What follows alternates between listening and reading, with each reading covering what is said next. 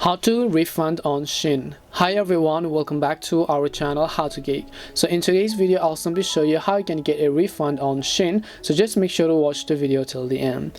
Now first of all, what you have to do is to just go ahead and then open up the Shein application.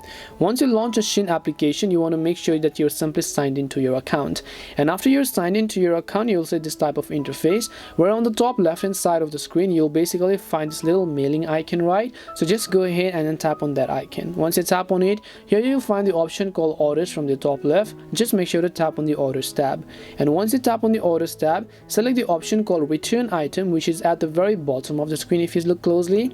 Once you tap on that option, select the orders that you want to return. So it could be any of the products that you recently purchased, right?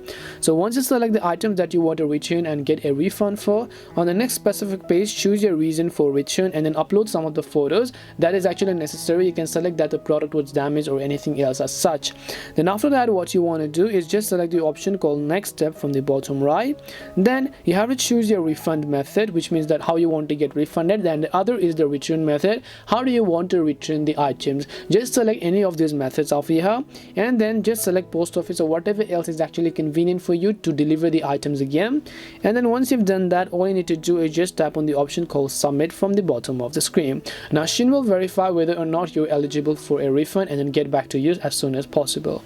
That's all it takes to get a refund on Shein. We hope the video was really helpful, and if it did help you, make sure to leave a like and subscribe to our channel. If you have any more questions, feel free to comment down below. Thank you very much for watching, and see you in the next video.